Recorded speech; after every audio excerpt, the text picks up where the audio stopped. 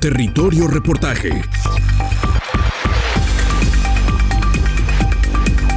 Porque todos tenemos una historia que contar. Con el periodista Agustín del Castillo.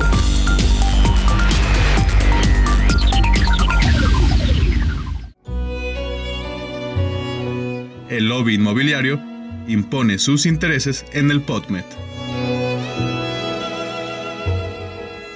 Primera parte.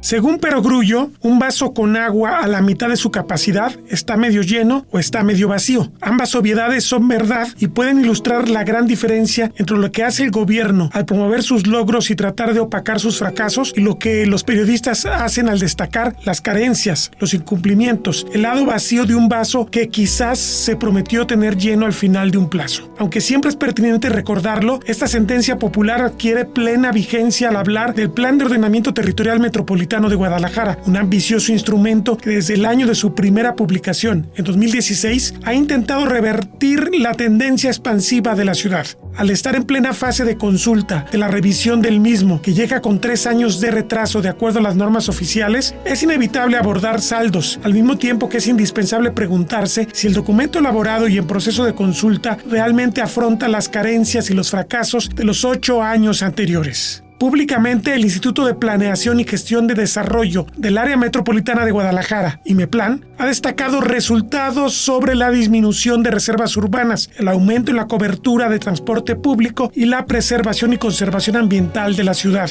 El documento de evaluación del propio IMEPLAN, que se emitió en 2023, admite que solamente 2 de 15 subestrategias que pretendió aplicar la coordinación metropolitana tuvieron una efectividad alta, mientras las 13 restantes van de cumplimientos regulares a casi nulos. Hoy está a punto de terminar la consulta pública del llamado POTMET 2.0, que incluirá criterios de movilidad eficiente, disponibilidad de agua y combate a la pobreza. Dice: la versión positiva del IMEPLAN, con la aplicación de sus estrategias en la metrópolis, se ha logrado detener la expansión del 75% de la vivienda que se pretende instalar fuera del perímetro de crecimiento establecido. Desde su aprobación en 2016 y hasta 2022 se redujeron en 76% el exceso de reservas urbanas en la ciudad, equivalentes a 16.389 hectáreas, y con ello la posibilidad de generar urbanizaciones dispersas y sin acceso a servicios o transporte. También menciona que 27% de las reservas urbanas desincorporadas con esta clasificación en los instrumentos municipales pasaron a formar parte de áreas de protección y conservación del POTMET y 43% de ellas a zonas agrícolas. Añade que 90% de las centralidades metropolitanas cuentan con al menos una ruta de transporte público en el 89.31% de la superficie urbana, a través de sistemas como la línea 3 del tren ligero, mi macroperiférico y alimentadoras. Otro dato relevante es la consolidación de la red de bosques urbanos, según la misma entidad oficial creada en el año 2014.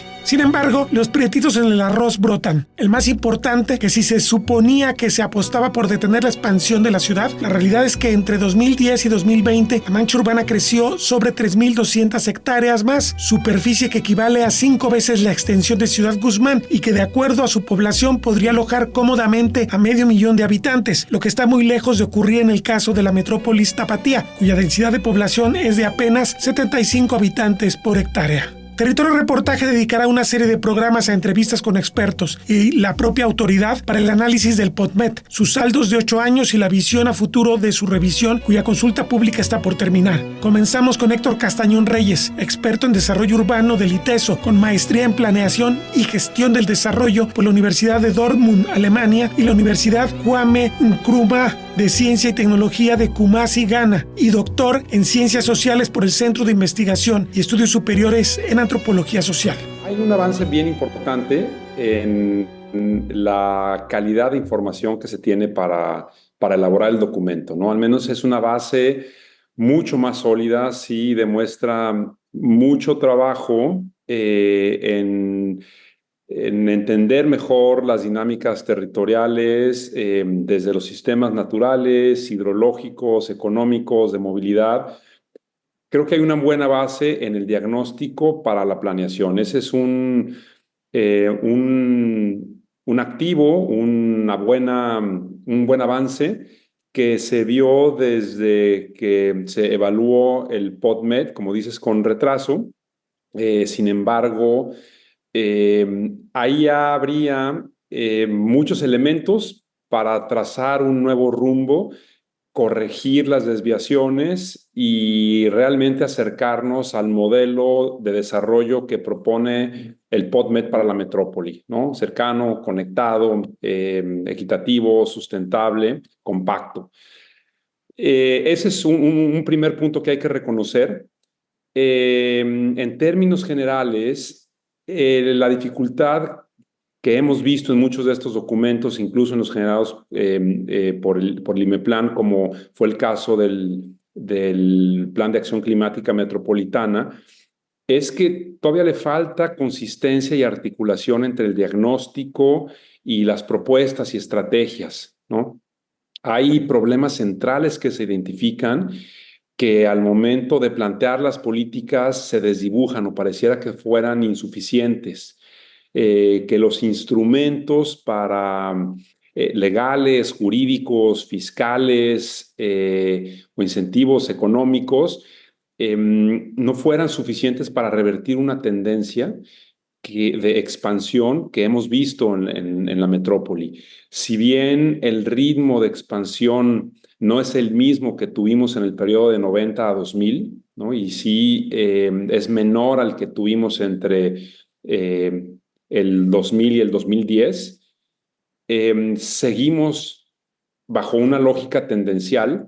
Incluso cuando vamos a las proyecciones de población, pues estamos proyectando a partir de tendencias existentes y no es muy claro ni los mecanismos ni los objetivos que deberíamos plantear para revertir las tendencias. Entonces, en términos generales, es un instrumento que sigue reflejando la tendencia a la expansión y no se ve con claridad cómo vamos a acercarnos a los objetivos del modelo, ¿no? Eso es en términos generales. El análisis que hago y que he trabajado con varios otros compañeros y compañeras, pues tiene más la perspectiva del territorio, cómo la cuestión económica, demográfica, social, incluso cultural, se refleja en el territorio y de ahí parte nuestro análisis.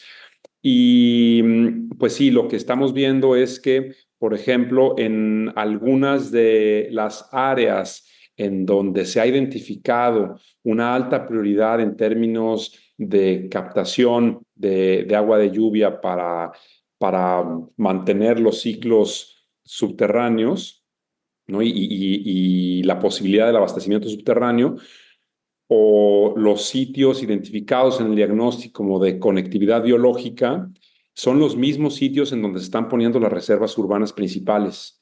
Entonces, ahí es donde, a pesar de tener información, pareciera que hay otras lógicas que están finalmente ganando en la definición de los instrumentos metropolitanos.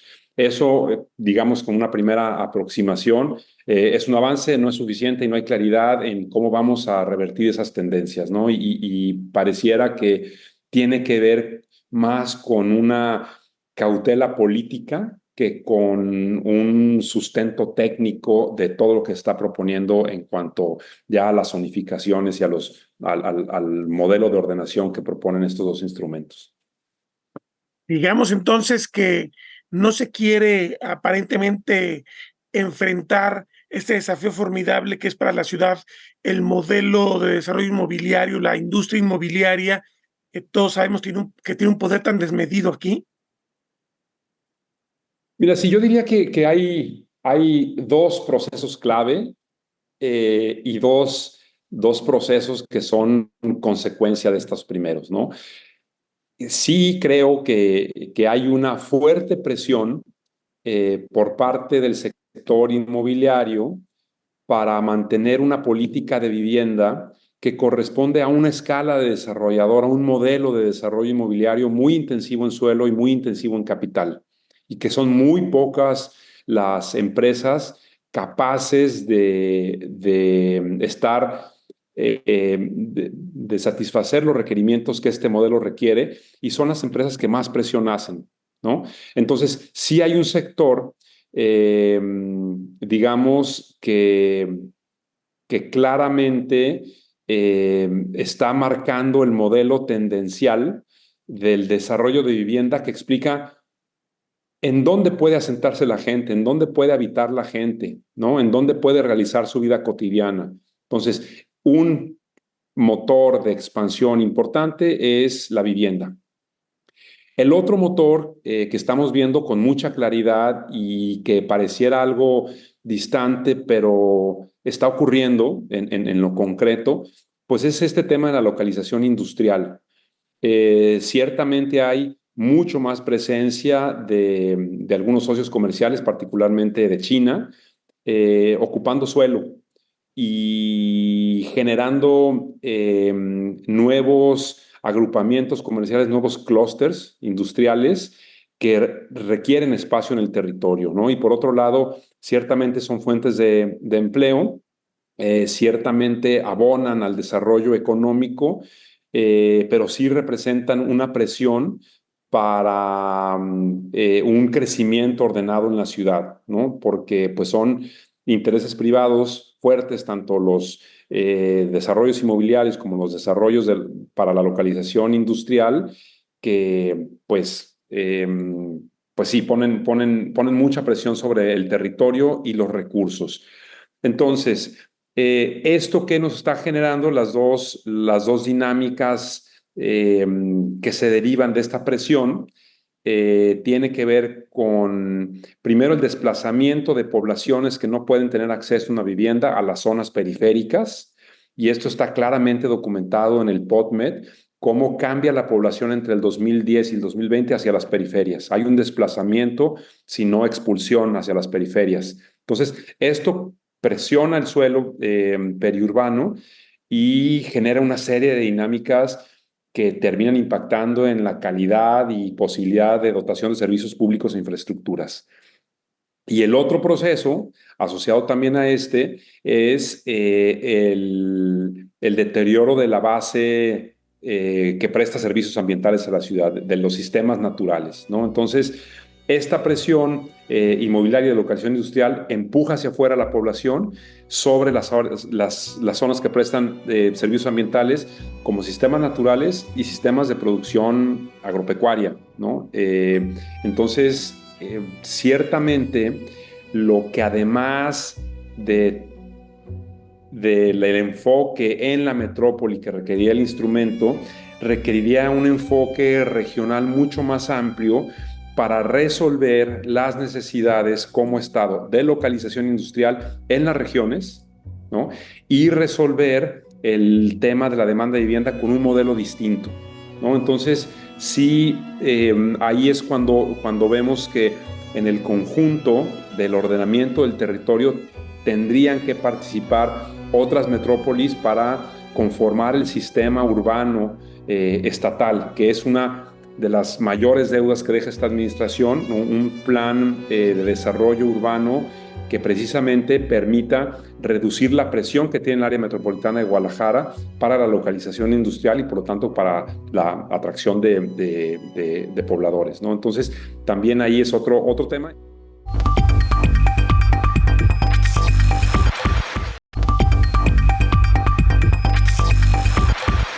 La desmesura y la anchura de la maniobra para el mercado inmobiliario está lejos de ser una casualidad, advierte el experto. Al final de cuentas, aunque el diagnóstico diga, este es un área de infiltración, este es un área de conectividad biológica, este es un área de riesgo, las reservas urbanas siguen estando en donde la lógica inmobiliaria ha marcado la tendencia del desarrollo. Entonces, pareciera que son capas opuestas, ¿no? No era obligatorio, a ver, si ya hiciste un diagnóstico más contundente que plantea zonas de riesgo, zonas de fragilidad ambiental, no era obligatorio haber dicho, bueno, con base en esto no funciona esta reserva urbana y tenemos que sacarla. Así es. Y el tema es que una de las limitaciones que desafortunadamente mostró el POTMED de 2016 es que el mismo diagnóstico reporta crecimiento fuera de los perímetros de crecimiento que marcaba el POTMED, ¿no? Entonces, pareciera que no existe la suficiente fuerza en los ordenamientos ecológicos, territoriales, para realmente regular el crecimiento, ¿no? Y por eso están todavía sujetos mucho a la negociación y a la especulación. Eh, sí, el marco jurídico todavía carece de mecanismos vinculantes o de mecanismos legales para proteger las zonas de riesgo, las zonas de infiltración, las zonas naturales, que si bien están en su lugar, lo que hemos visto, lo que vimos desde el último periodo de validez del POTMED hasta ahora, es que esos instrumentos no son suficientes, no son efectivos o no se implementan de manera adecuada. Y existe pues, cierta laxitud que, pues, que termina ganando y termina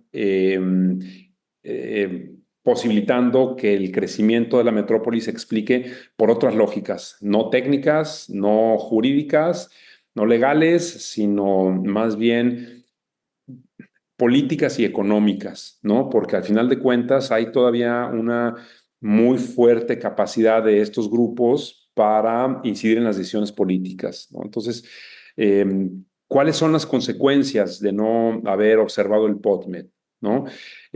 ¿Cuáles son las medidas de restitución o de recuperación que se plantean para el crecimiento que ocurrió donde no debía ocurrir? Ahí todavía hay muchas carencias y sobre todo adolecemos de mecanismos que desincentiven, ¿no? Si bien son algunas normativas, algunos planteamientos normativos, no hay los mecanismos de desincentivo que nos permitan revertir esas tendencias, ¿no? Lo que tendría que pasar con el POTMED o lo que tendría que haber pasado con el POTMED es que los instrumentos que ahí se proponen se hubieran visto reflejados en la ley de ingresos, por ejemplo, que permitiera una fiscalidad ambiental mucho más concreta y mucho más clara, porque aún con lo que se propone en este POTMED, por ejemplo, con cuestiones del pago de predial o de mecanismos para revertir especulación, no se ven y es muy poco probable que se reflejen en los presupuestos y en las leyes de ingresos, donde tendrían que estar todos estos instrumentos de contribución de mejoras, de impuestos a la especulación, impuestos por daños ambientales, etcétera. Digamos, el poder económico está haciendo su papel, el que ha hecho tradicionalmente en la ciudad desde hace varias décadas, pero el poder político, particularmente, pues no ha salido de los municipios, por lo que me estás diciendo. O sea, hay reuniones, hay acuerdos aparentes, pero los ayuntamientos siguen siendo los que marcan la pauta y no se ve que el ayuntamiento como figura jurídica esté realmente incidiendo para corregir estas excrescencias brutales que sigue teniendo la ciudad. Por un lado, creo que justamente seguimos en la inercia en la cual en las últimas 3 o 4 décadas se pensó que el mercado y las dinámicas de oferta y demanda podrían moldear el desarrollo de las ciudades. Entonces, sí hay un fuerte protagonismo del mercado desde el modelo de cómo entendemos las ciudades y su crecimiento, ¿no? Entonces, claro que los actores económicos que predominan en ese esquema, pues siguen teniendo una voz muy fuerte porque seguimos entendiendo que las ciudades crecen acorde a las dinámicas de oferta y demanda, de suelo, de vivienda, etcétera, ¿no? Entonces, por eso es el protagonismo, digamos, de los intereses económicos que evidentemente cuando ocurre un cambio de modelo a nivel global sobre la necesidad de adoptar medidas que garanticen un desarrollo equitativo, justo, sostenible en las ciudades, es ahí cuando los actores políticos encuentran dificultades para revertir el poder que tienen los actores del mercado. Seguramente la gente a estas alturas que nos está viendo se pregunta, pues una pregunta que nos hemos hecho toda la vida nosotros también, ¿por qué tienen tanto poder estos grupos económicos? O sea, ¿por qué logran imponer su agenda sobre autoridades electas por la gente y que tienen los recursos jurídicos o tendrían que tener los recursos jurídicos para poder decir, bueno, sí, esto es muy legítimo, pero es más legítimo e importante hacer prevalecer estos otros valores, no sé? Sí. Sí, bueno, pues ahí es una pregunta importante y también que tiene que ver con la comprensión que nosotros tengamos como ciudadanía de cuál es el mandato que les hemos dado a los gobiernos, ¿no? Y exigir que se cumpla ese mandato. Y el primer mandato, la primera regla del juego que les hemos dado es, se crea un aparato de Estado a todos los niveles para garantizar nuestros derechos fundamentales, entre los cuales se encuentran el derecho a un medio ambiente sano, el derecho a la salud, el derecho a una vivienda digna, etcétera. Entonces, sí es ir conectando los avances que se han hecho en materia constitucional para que vayan armonizándose con todos los instrumentos de gestión de lo público, ¿no? Entonces, eso es por un lado la comprensión desde la ciudadanía del mandato y exigir ese mandato, ¿no? Ciertamente, si nosotros cuantificamos los recursos que supone implementar todas las medidas que plantea el POTMED, se requeriría muchísimo dinero, ¿no? Y no hay recursos públicos, presupuestos públicos que alcancen para ese nivel de dotación de infraestructura, de medidas de regeneración, de ordenación y de construcción de lo que la metrópoli necesitará en los próximos años, ¿no? Efectivamente tiene que haber una participación del mercado, pero una participación mucho más regulada, mucho más acotada a los principios y los mandatos constitucionales. Y básicamente el mecanismo que se tiene para hacer concurrentes los recursos públicos con los recursos privados o son las medidas fiscales o son las oportunidades que se puedan generar para una participación del capital en el sentido que marca el rumbo político, ¿no? De acuerdo a los derechos. Lo que se sigue creyendo es que las únicas oportunidades que existen para producir en la producción del hábitat son para quienes profesionalmente se dedican al desarrollo inmobiliario. Hemos visto modelos de democratización en la producción del hábitat, ¿no? En donde pequeños propietarios, pequeños grupos, pequeñas cooperativas son quienes producen el hábitat y son quienes van atendiendo la demanda. Esto genera una serie de oportunidades a una base mucho más amplia de la población y deja de delegarle la responsabilidad de producir el hábitat a quienes tienen la construcción como en el núcleo de su modelo de negocios y de rentabilidad. Necesitamos constructores, necesitamos desarrolladores. El tema es la hiperconcentración de capacidades para producir el hábitat en muy pocas manos y entender que las oportunidades están ahí.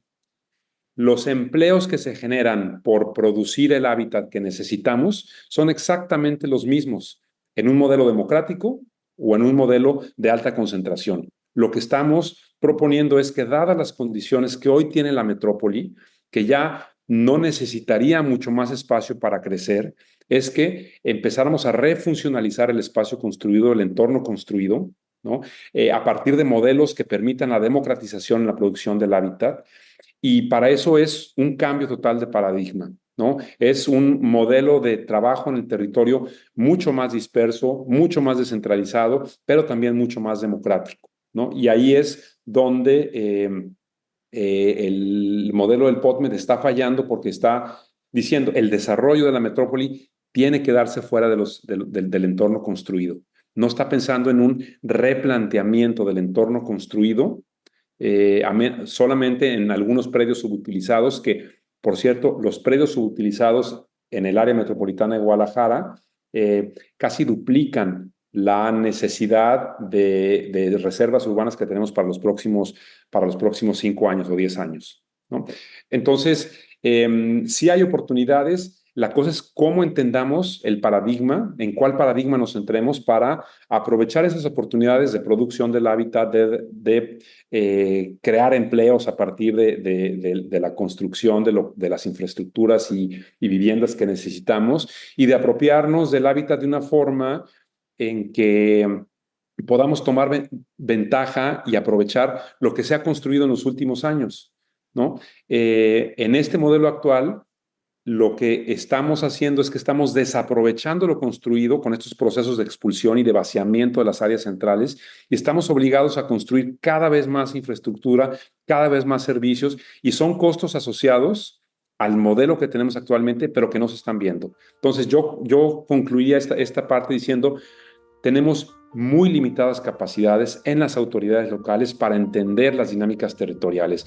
Su visión es de muy corto plazo y de autorizar licencias para desarrollos que representan dinero, pero solamente están viendo la punta del iceberg, no están viendo el costo de oportunidad y el costo ambiental que está detrás de sus decisiones, y ese es el principal reto que tienen las autoridades y que tenemos como ciudadanía para empujar que las autoridades cumplan el mandato, observando todo el conjunto, no solamente la dimensión del mercado, sino la dimensión ambiental, social, cultural, política, y sobre todo el costo de oportunidad, de lo que significaría un escenario de desarrollo y otro.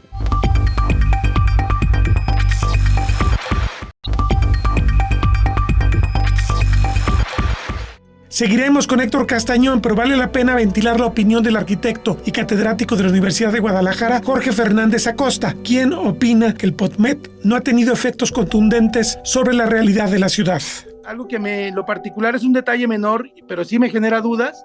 Cuando hablamos de vivienda, y es un ejemplo mínimo, en el caso de Guadalajara, por decir algo, dice que hay 4 viviendas abandonadas en el municipio, lo cual me llama la atención porque, vaya, me parece que en la realidad que uno observa en el cotidiano transitar por la ciudad, pues no son 4 casas en toda Guadalajara. Y si fuera el caso, yo me siento privilegiado porque sé del caso de una en específico, que sé que está abandonada porque le pertenece a mi familia y tiene que ver con que la casa está casi destruida, ¿no? Entonces, tener el 25% de la información que presenta IMEPLAN como casas abandonadas, pues me genera dudas. Y luego también, casas deshabitadas, dice que Guadalajara no tiene. Entonces, eso me abre muchas reflexiones para completar la información. Ese es por un lado. Por el otro, en lo general, y como lo hemos referido en otras ocasiones, Agustín, el documento es una compilación de muy buenas intenciones, pero yo no encuentro en ningún lugar del documento algo que lo haga vinculante, algo que nos lleve a pensar en que esa información, esos planes, esas ideas se traduzcan en políticas públicas de seguimiento a programas específicos para el cumplimiento de las metas. Es decir, no se señalan responsables, no se señalan mecanismos, no se señalan procedimientos para poder lograr las metas. Se dicen los qués, pero no se dicen los cómo en el planteamiento que hace POTMED. Y eso nos desvincula de los municipios, es decir, no hay una información que en específico se refiera a las cosas que tiene que hacer cada municipio para poder completar y complementar las metas que el POTMED está planteando. Es una visión... Déjame interrumpirte un poquito. Déjame interrumpirte.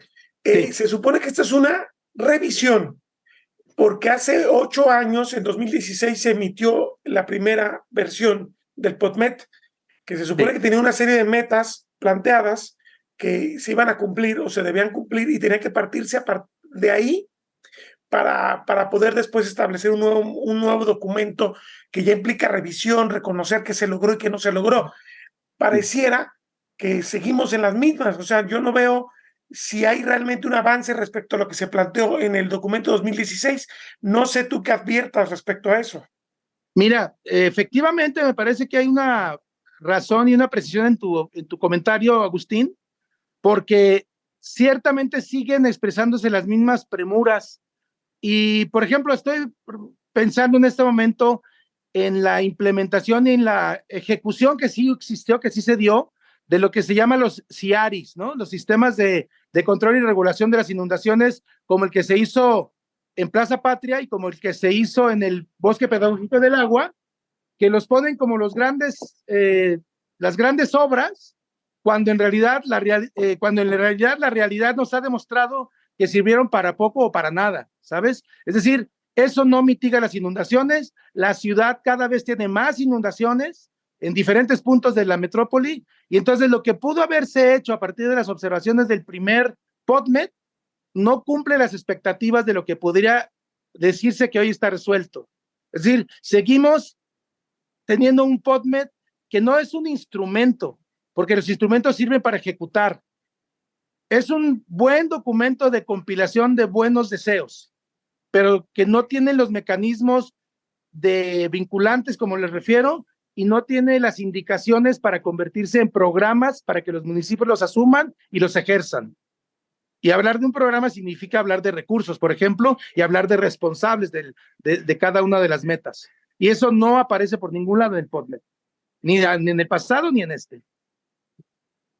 Muy bien. Entonces, ¿qué es lo que nos ofrece realmente este documento? Estamos hablando de todo lo que le falta, pero ¿qué realmente está ofreciendo? ¿Qué revisión de 8 años de vigencia nos está dando? Por cierto, hay que recordar que debió revisarse hace 3, porque es cada 5. Empezamos con esa primera omisión importante. Es cada 5 de acuerdo a lo que ellos mismos se han planteado, y está llegando apenas prácticamente 8 años después, porque recordemos que fue en agosto de 2016 cuando se publicó el primer PodMed. Estamos hablando ya prácticamente de los 8 años. Sí, mira, Agustín, en aquel momento, si tú recuerdas, señalábamos que el PodMed se había realizado de manera muy apresurada, en muy pocos meses, en muy poco tiempo, justificable por la novatez, tal vez, era la primera vez que se intentaba.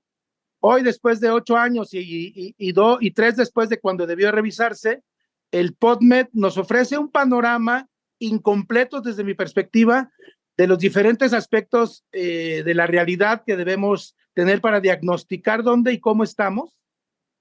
Y entonces la información está incompleta, aunque todos los temas que se enuncian en el índice, pues son los temas que se tienen que revisar. En esa parte está, digamos, bien pensado en términos de lo que tendría que completarse con información, pero la información que está allí está incompleta porque, te digo, lo hemos verificado en diferentes rubros, contrastándolo con los datos que otros tienen y que por alguna otra razón no han permeado a los que están elaborando el PodMed, a quienes están elaborando el PodMed. Es decir, nos hace falta completarlo todavía más. Por ejemplo, sí.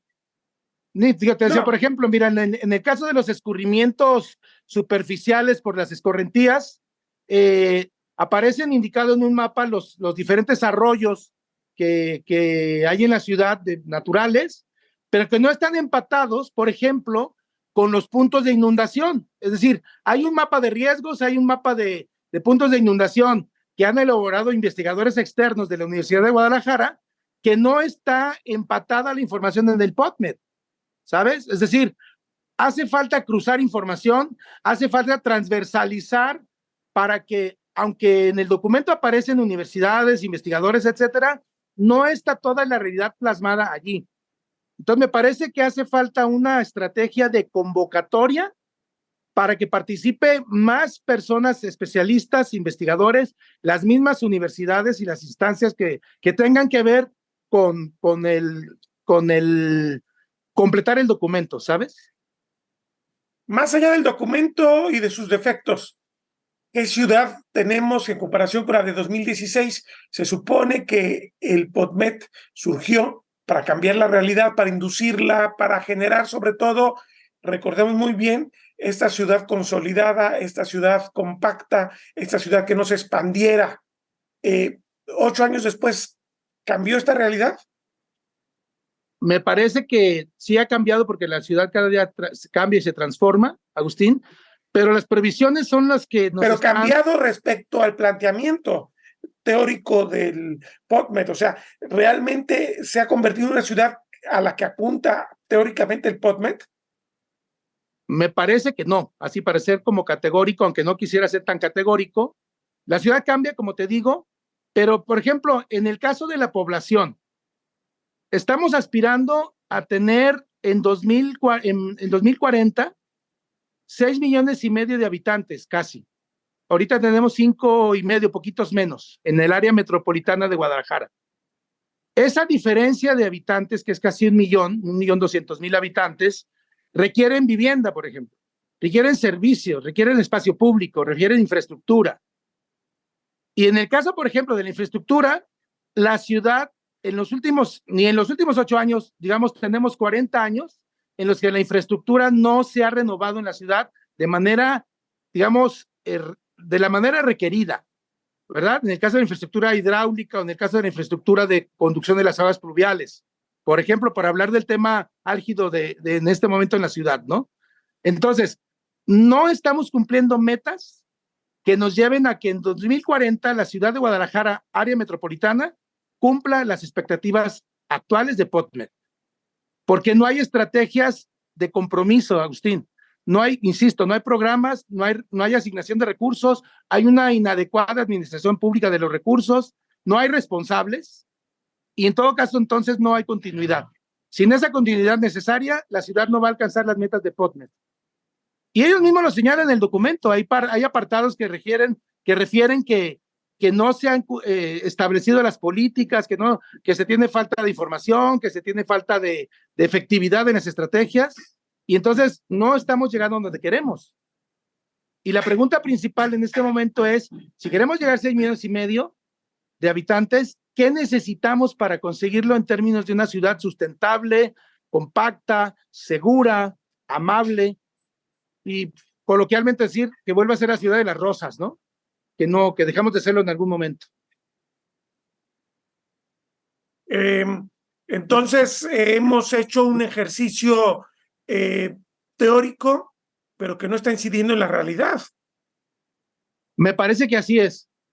El documento tiene información, sí la tiene, incompleta desde mi perspectiva, no refleja ni es un diagnóstico de la realidad actual, sino que se refiere a datos que tal vez aparezcan en algún documento y que algunos se han obtenido de manera directa en campo, pero que no están expresando ni los requerimientos, ni los deseos, ni las necesidades.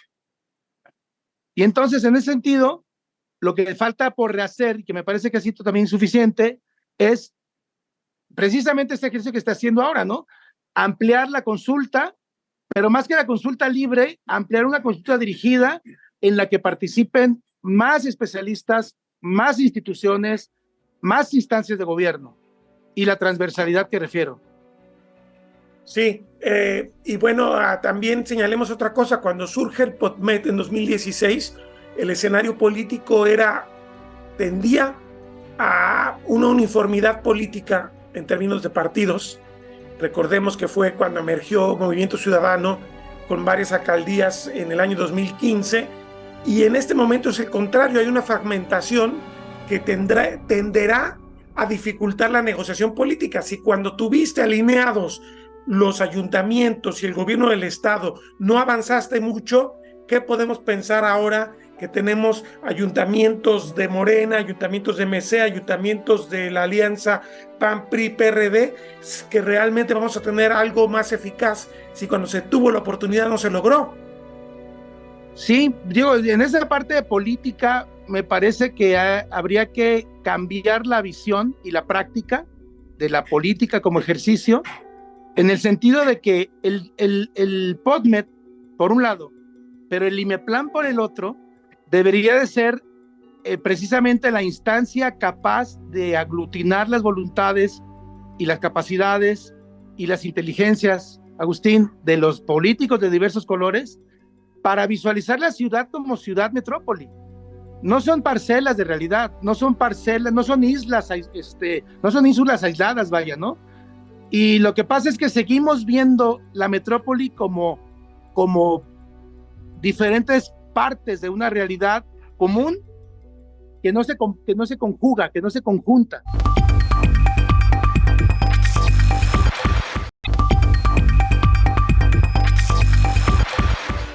Vale la pena analizar a detalle el poder del lobby inmobiliario. Seguimos en la conversación con Héctor Castañón.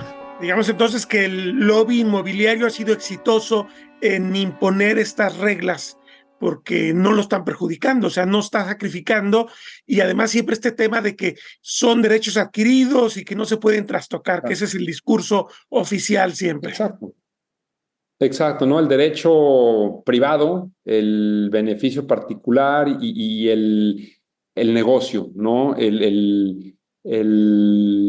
Digamos, el balance final de lo que significa en términos de negocio, pero eso no es lo que significa en términos de desarrollo, ¿no? Y pues sí, es muy cierto que pues hay vías en las que estos grupos de poder inciden en las decisiones públicas, nombrando a los responsables del ordenamiento territorial, por ejemplo, o nombrando o incidiendo sobre los nombramientos en posiciones clave para la toma de decisiones, ¿no? Y son, de alguna manera, está muy claro cómo participan en las campañas políticas y crean compromisos que al final de cuentas terminan determinando en dónde se va a construir, quiénes van a construir y cómo van a construir. Entonces, sí, efectivamente, esa es una realidad, porque de otra forma, ¿cómo te explicas que en los planos en donde se identifican las principales valores ambientales, las principales necesidades de consolidación, no sean las que orienten la definición de las áreas de aprovechamiento que está proponiendo, de aprovechamiento urbano que está proponiendo el POTMED, ¿no? Es una capa que tiene su propia lógica, ¿no? No es ni la lógica hídrica, ni la lógica de los sistemas naturales, ni la lógica de necesidades sociales. Es una lógica que por su cuenta identifica dónde se puede construir, y ahí es donde se destinan las áreas de aprovechamiento urbano que incluye el POTMED, ¿no? Entonces, yo creo que ese poder que tienen de incidencia es lo que explica esta discontinuidad o esta incompatibilidad en las capas que estamos viendo en el POTMED.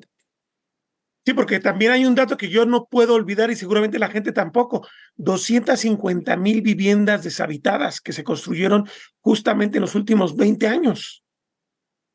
Es cierto. Sí, es cierto. Y lamentablemente de esas viviendas deshabitadas una gran proporción están en las periferias, no dotadas de servicios, no cercanas a fuentes de empleo, y por eso las deshabitaron, ¿no?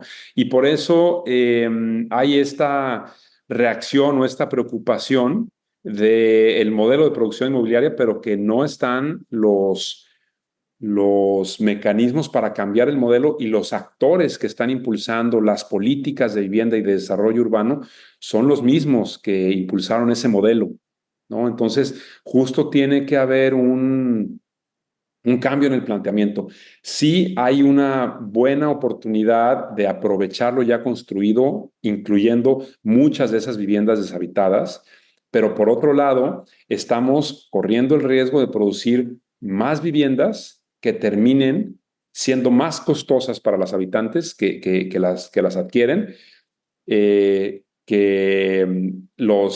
las oportunidades y los beneficios que les da tener una casa propia, lo que gastan en términos de oportunidad, en términos de movilidad, en términos de acceso a servicios, en términos de pago de servicios, de tiempo, ¿no? de traslados, termina siendo mucho más alto que el beneficio. Entonces, seguiremos viendo esa tendencia, como seguimos viendo la tendencia de construcción en las áreas periféricas, seguiremos viendo esas tendencias de abandono de áreas que ya aparecen sistemáticamente como mal atendidas, como áreas de marginación, y que la gente pues está buscando alternativas, está buscando formas para regresar a la ciudad. Sin embargo, las políticas de suelo, las políticas de vivienda no están dando opciones para que esa gente regrese a la ciudad.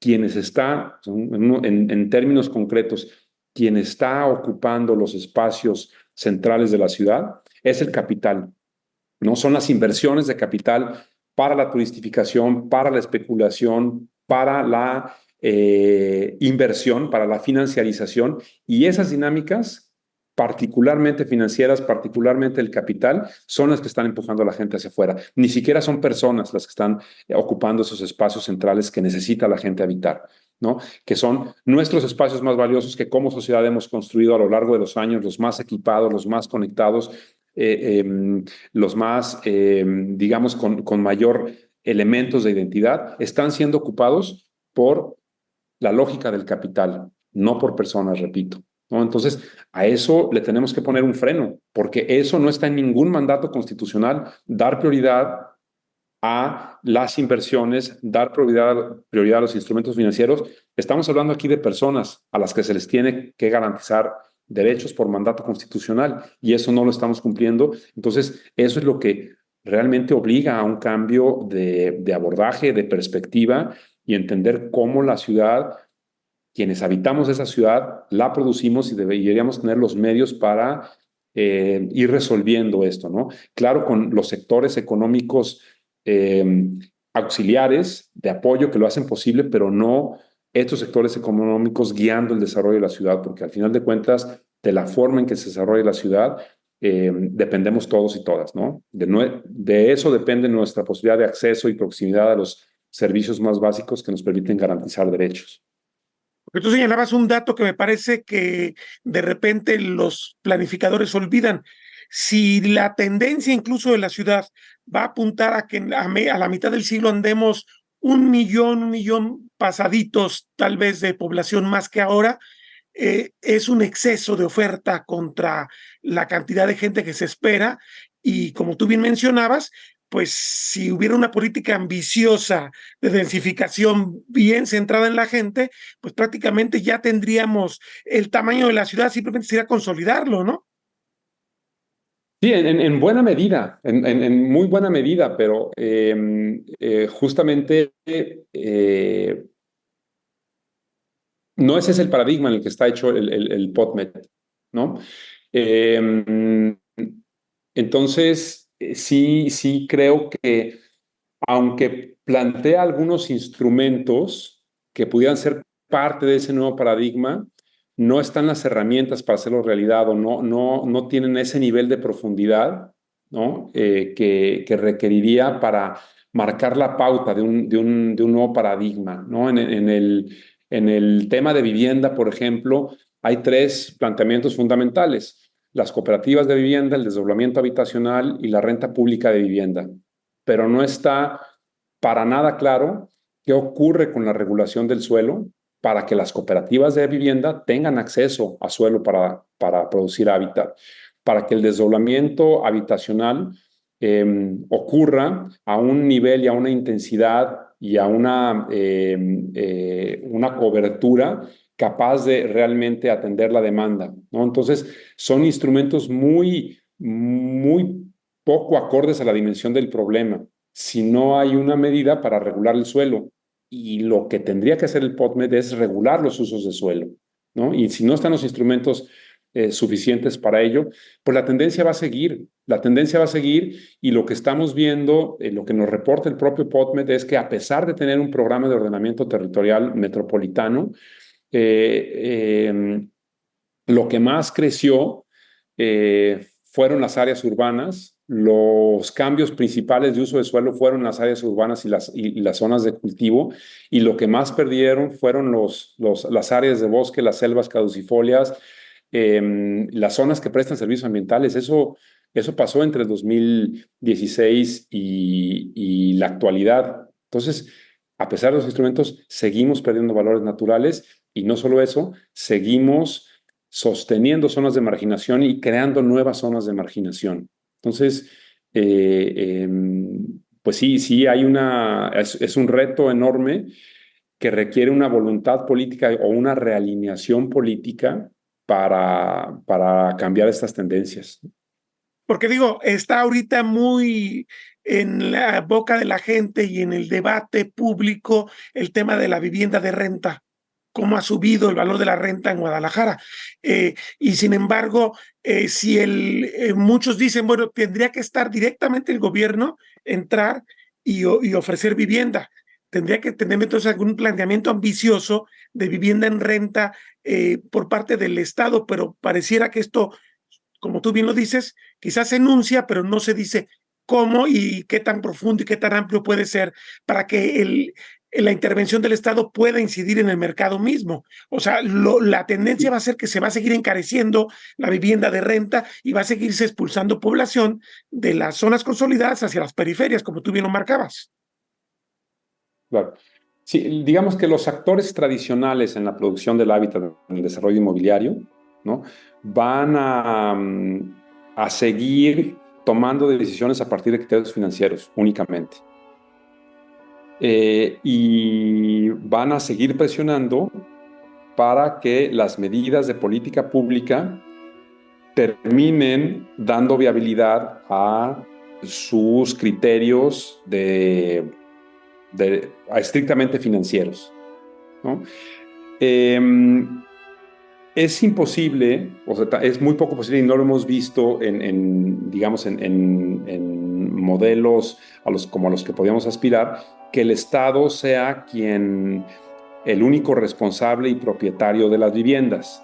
Lo que sí hace el Estado es tener mecanismos muy sólidos y muy efectivos en los países donde así se determina, donde así lo han determinado sus sociedades, es regular quién, cómo y de qué forma tiene acceso a la vivienda, ¿no? Y empieza desde muy básico, desde un padrón de identificación de necesidades, de un padrón de confiable sobre los ingresos, de manera que de manera progresiva el Estado pueda participar en la dotación de vivienda para quienes, a pesar de sus esfuerzos, no logran tener un lugar para vivir. Pero hay otras digamos, estratos del mercado que sí pueden participar del mercado y sí pueden encontrar alternativas, también bajo criterios claros de regulación de lo que significa una vivienda adecuada, y esos son criterios que los marca el Estado. Entonces, sí necesitamos un sector mucho más regulado, con mucho más participación del Estado, no tanto en la proporción del suelo propiedad pública o de la proporción de las viviendas en propiedad pública, sino una participación del sector público en desincentivar procesos de especulación, desincentivar procesos de financiarización sobre el suelo de la ciudad. Territorio Reportaje. Porque todos tenemos una historia que contar. Con el periodista Agustín del Castillo.